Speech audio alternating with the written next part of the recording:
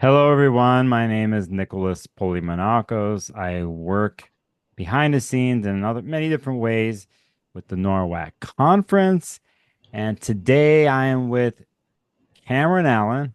Hey, Cameron. Hey Nick, How are you, my friend? I'm feeling capable in this present moment. Thanks for asking. How you feeling? I'm feeling capable too. And I think I think many people, it's a good place and a good word to use in these times, I think, is the word capable. There's other things happening, but I'm capable of, and one can fill in the blank what they're capable, Absolutely. what they're capable of in the moment, you know.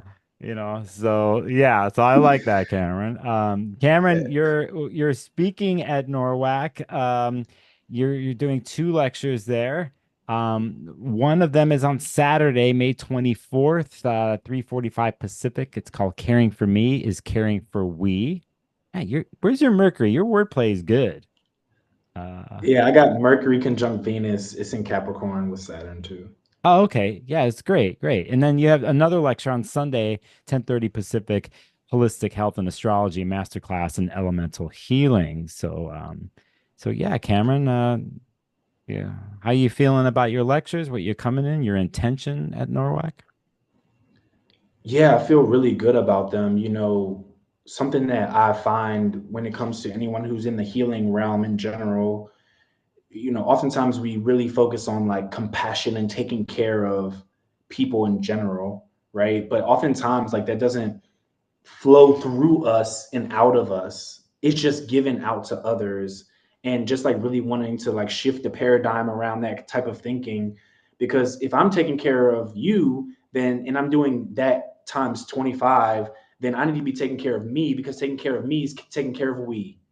Hmm. And so we're just going to be talking about different practices that people can do prior to their sessions, after their sessions, considering more about like dynamics when people get into heavy topics, and what are some things and some ways in which you can protect yourself, from taking that energy on in excess, but also being like a humble student of the process and allowing yourself to be fully present in that experience. So there'll be like some spiritual hygiene things going on there. Yeah, no, it's good. There's so many of us have been practicing, and I know many in the astrology world in the last 3 to 5 years have entered in this world. And there's obviously we go to classes, we do webinars, we go to a place like NORWAC. We're learning techniques, the data, the prediction, all these things. But sometimes we in our toolbox, there's other things we realize we don't know how to do or that we need. And I think it's a really good lecture that you have here. Um, uh, s- Caring for me is caring for we. I dig that. I dig that. And then on Sunday, you have a holistic health and astrology masterclass and elemental healing. So I'm assuming we're dealing with the four elements, correct? Yeah, we're dealing with the four elements, and I'm going to be going a little bit into like a topic that I've been actually respecting on its own level as its own science, which is temperaments. A lot of times we talk about temperament and the correspondence of temperaments with the elements, but like really going deeply into the temperaments and seeing how we can use it in consultations as a deconditioning tool so that people can see themselves more clearly, feel seen, and also not necessarily allowing them to sink so far into identity that they create imbalances for themselves. Because a lot of times, the way we think about identity in the space and time that we're in now is very different than it was before. Mm. If I have a natural disposition, if I do that throughout a whole lifetime, I'm carrying myself away in some way, shape, or form. And so, really, just giving people tools. It's like if I have a lot of earth and I'm heavy, I'm not going to just simply allow myself to be seen and validate that and stay in that position. I'm going to learn what it means to have more fire so I can get that energy moving and allow myself to find some sense of harmony and balance in my life. And so that's what that's going to be about for the most part. I think there's a lot of different ways that it might express in the present moment, depending on the people who are with us virtually and the people who are in the room. I think that one will be definitely a more, I don't know, the ritual will take place when it takes place, but that's kind of the Yeah, idea around it. I think it's interesting too because if if one's to look at their own chart and see where one is more elementally weighted. Now, mind you, we see charts where there's like a complete balance with placements, right?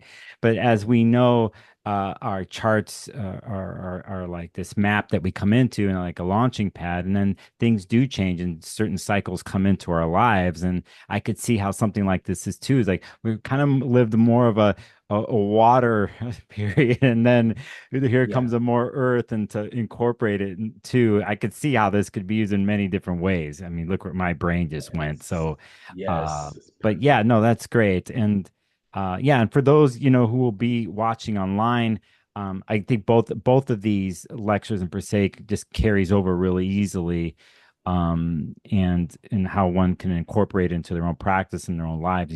So saying that, that particular lecture is on the 25th of Sunday at 10:30 a.m.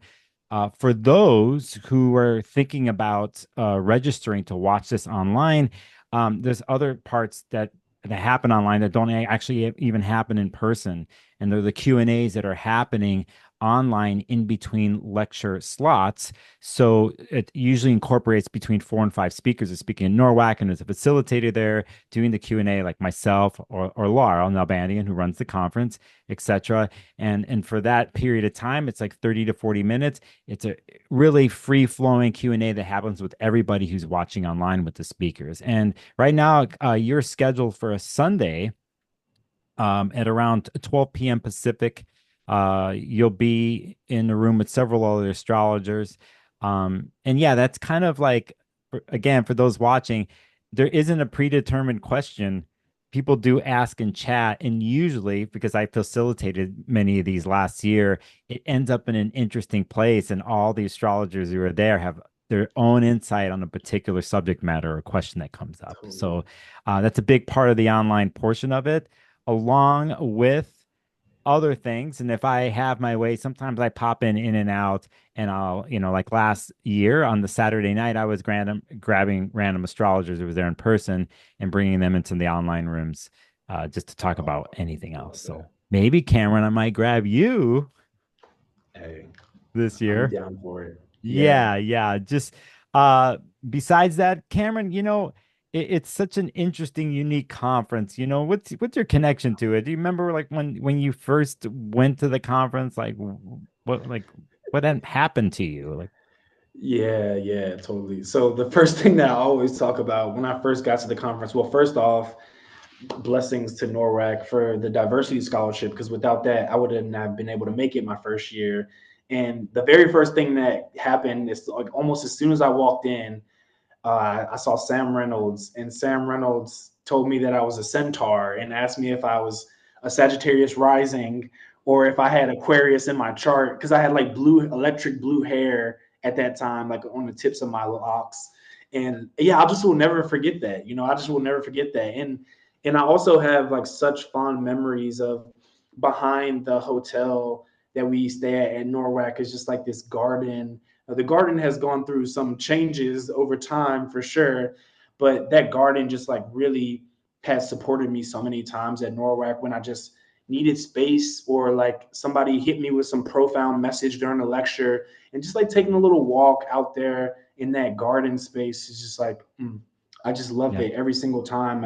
Every single time I go there, I just like have new memories made, and so I just find like a deep appreciation for it, and even making me I can feel like I could just like feel Judith Hill's face in my heart because I had like a beautiful conversation with her out there a few years ago. And yeah, so those are the things that I would share.